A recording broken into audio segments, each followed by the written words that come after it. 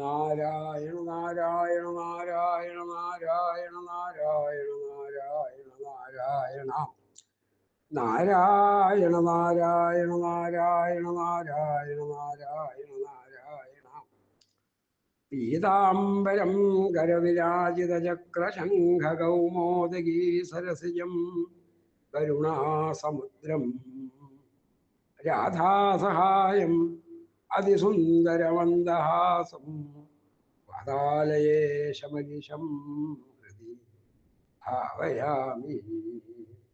ഹരേ ഗുരുവായൂരപ്പാ ശരണം. സാന്ദ്രാനന്ദാവബോധാത്മകമനുപമിതം കാലദേശാവധിഭ്യാം നിർമുക്തം നിത്യമുക്തം നിഗമശതസഹസ്രേണ നിർഭാസ്യമാനം അസ്പഷ്ടം ദൃഷ്ടമാത്രേ പുനരൊരു പുരുഷാർത്ഥാത്മകം ബ്രഹ്മതത്വം തത്താവദ്ഭാതി സാക്ഷാത് ഗുരുഭവനപുരേ ഹന്ത ഭാഗ്യം ജനാനാം. ഹരേ ഗുരുവായൂരപ്പാ ശരണം. കാലത്തിനും ദേശത്തിനും ഒക്കെ അതീതായിട്ട് ഈ ഗുരുഭവനപുരിയിലെ മിന്നിത്തിളങ്ങുന്ന ഈ ഭഗവാൻ, അതാണ് നമ്മളുടെ എല്ലാവരുടെയും ഭാഗ്യം. നമ്മളുടെ എല്ലാവരുടെയും ഭാഗ്യം എന്ന് പറയാണ് ഭട്ടതിരിപ്പാട്. എത്ര ശരിയാണ് ആ വാക്കെന്ന് ആലോചിച്ച് നോക്കൂ.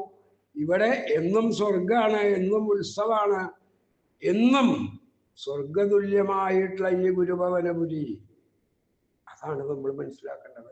ആ ഗുരുഭവനപുരിയില് ആ പൊന്നുണ്ണിക്കണ്ണന്റെ തൃപ്പാദത്തില് ഒന്ന് നമസ്കരിക്കാൻ ആർക്ക് സാധിക്കുന്നുവോ, അവിടുത്തെ നാമം ജപിക്കാൻ ആർക്ക് സാധിക്കുന്നുവോ, അവര് ഗുരുവായൂരപ്പന്റെ തൃപ്പാദത്തിൽ തന്നെയാണ് ലയിക്കുക എന്നാണ് ഭട്ടതിരിപ്പാട് പറയുന്നത്. അതേപോലെ ഒരു ദിവസം ഒരു 5 മിനിറ്റെങ്കിലും ഭഗവാന് വേണ്ടി, നമുക്ക് വേണ്ടി, ഭഗവാന് വേണ്ടിയല്ല, നമുക്ക് വേണ്ടി ചെലവഴിക്കുക, ആ ഭഗവാനെ വിചാരിക്കാൻ അത്രേ ആവശ്യമുള്ളൂ എന്നർത്ഥം. ഇനിയിപ്പതാ ഇന്ന് ഇവിടെ ഗുരുഭവനപുരിയില് ഉത്സവത്തിന്റെ കൊടിയേറ്റായി. ഉച്ചതിരിഞ്ഞ് 3 മണിക്ക് ആനയോട്ടം, അത് കഴിഞ്ഞ് വൈകിട്ട് കൊടിയേറ്റം. ഇനി 10 ദിവസം ഉത്സവങ്ങളുടെ ഉത്സവമായിട്ട് ആഘോഷിക്കുന്ന, എന്നാൽ പൂജാതി കർമ്മങ്ങള്, താന്ത്രിക കർമ്മങ്ങള്, അതിനൊക്കെ അതിൻ്റെതായിട്ടുള്ള 100% പരിശുദ്ധിയോടുകൂടിയും പാരമ്പര്യത്തോടുകൂടിയും ഒരു മാറ്റം വരാതെ കണ്ട് അത്രയും പവിത്രമായിട്ടുള്ള ചടങ്ങുകളോടുകൂടി 8 ദിവസത്തെ കലശം ഇന്നലെ സമാപിച്ചു. സഹസ്ര കലശത്തോടുകൂടി ഇന്ന് പാനയോട്ടാണ്, ഇന്ന് രാത്രി കൊടിയേറും. അങ്ങനെ ആ 10 ദിവസം ഏത് ഭാഗത്ത് നോക്കിയാലും, പുറത്താണെങ്കിലും അമ്പലത്തിന്റെ അകത്താണെങ്കിലും ഒക്കെ, പുറത്തേക്ക് തിരിഞ്ഞു കഴിഞ്ഞാൽ കൈകൊട്ടിക്കളി, പാഠകം, അങ്ങനെ തുടങ്ങിയിട്ട് സ്റ്റേജുകളിൽ 3-4 സ്റ്റേജുകളിൽ എപ്പോഴും പരിപാടികൾ. മതിലിന്റെ അകത്തേക്ക് കടന്നു കഴിഞ്ഞാൽ അവിടെയൊക്കെ പാഠകം. പിന്നെ ഒരു ഭാഗത്ത് ഭക്ഷണത്തിന്റെ കഞ്ഞി, പുഴുക്ക്, അപ്പുറത്ത് പകർച്ച ചോറ്. ഇങ്ങനെ നോക്കണ്ട ഗുരുഭവനപുരി എന്ന് പറഞ്ഞു കഴിഞ്ഞാൽ ഏത് കാലത്തും ഉത്സവമാണ്. അതിൻ്റെ ഒക്കെ ആ ഉത്സവത്തിൻ്റെയും ഉത്സവമായിട്ട് ഗംഭീരമായിട്ടുള്ള ദിവസമാണ് ഇനി 10 ദിവസം. ഈ 10 ദിവസങ്ങളിലും ഈ ഗുരുവായൂരപ്പനെ കാണാനും അവിടുത്തെ നാമം ജപിക്കാനും ഒക്കെ സാധിച്ചാൽ ഇതിൽ പരം എന്ത് ഭാഗ്യമാണ് നമുക്ക് വേണ്ടത്? ഒന്നും ആവശ്യമില്ല. കാമക്രോധ ലോഭമോഹമത മാത്സര്യങ്ങളൊക്കെ മാറ്റിവെച്ച് ഭഗവാനെ ചിന്തിച്ച് ഭഗവാന്റെ പ്രസാദമായിട്ടുള്ള കഞ്ഞി പുഴുക്കമൊക്കെ കഴിക്കുക, ഭഗവാനെ തൊഴുക, ഭഗവാന്റെ നാമങ്ങൾ ജപിക്കുക, കലാപരിപാടികൾ ആസ്വദിക്കുക.